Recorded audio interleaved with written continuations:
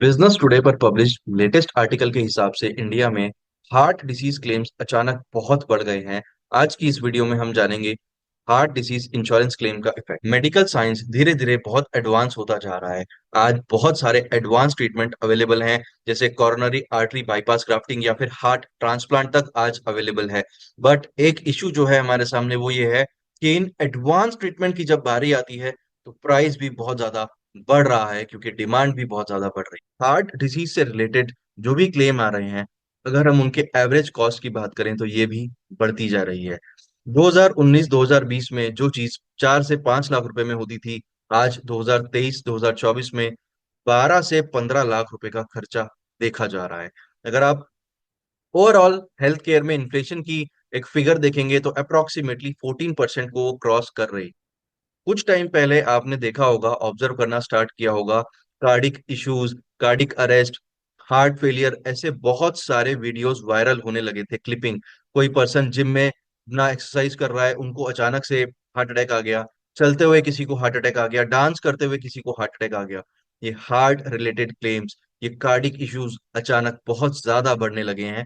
2019-20 में 9 से 12% के बीच में एक एवरेज रहता था, जो 23 से 24 में कार्डिक इश्यूज का जो एवरेज है ओवरऑल क्लेम्स में 18 से 20% तक बढ़ रहा है। Heart related problems, cardiac issues, ये जो ट्रेंड अब आया, इस ट्रेंड की वजह से क्या हो रहा है, इंडिविजुअल फाइनेंशियली ड्रेन हो रहा है।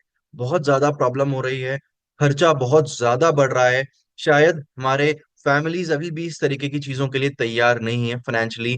बट एक और जगह इसका बर्डन देखा जा रहा है, India's health care system. India के हेल्थ केयर के ऊपर भी इसका बर्डन बहुत ज्यादा आ रहा है।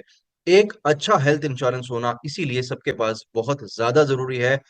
पता नहीं कब किसे क्या जरूरत पड़ जाए, एटलीस्ट एक अच्छी बड़ी पॉलिसी आपकी फैमिली के लिए, एक सिक्योरिटी आपके पास हमेशा होनी चाहिए। 2023 की एक रिपोर्ट के हिसाब से अगर हम बात करें तो 30% के आसपास डेथ जो इंडिया में है, उनका रीजन सिर्फ कार्डियोवास्कुलर डिजीज है, हार्ट रिलेटेड प्रॉब्लम्स। 30% डेथ इस वजह से हो रही है इंडिया में। आप देख सकते हैं ये नंबर और भी ऊपर जा सकता है, बिकॉज आने वाला समय पता नहीं क्या लेके आए। अपने दिल का, अपने हार्ट का ख्याल रखना आपके लिए बहुत ज्यादा जरूरी हो गया है।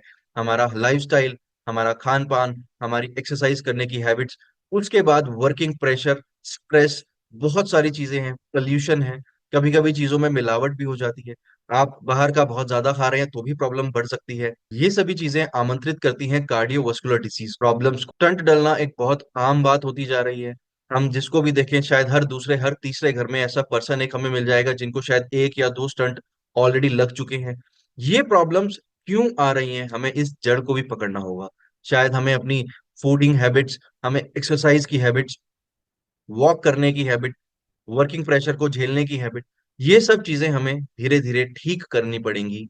तभी जाके हम इन चीजों से अपने आप को बचा सकते हैं। साथ साथ ये भी देखा गया कि लास्ट 3 साल में बहुत ज्यादा हार्ट अटैक की डेथ्स इंडिया में हुई हैं।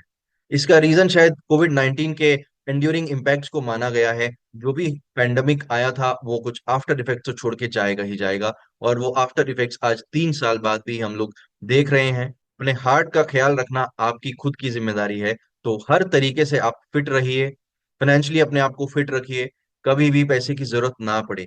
और अगर इमरजेंसी में जरूरत पड़ती है तो आपके पास एक अच्छा हेल्थ इंश्योरेंस होना जरूरी है। एनसीआरबी की latest report on accidental deaths and suicides in India ये स्टेट करती है कि हार्ट अटैक से मरने वालों की संख्या 2022 में 32,457 थी।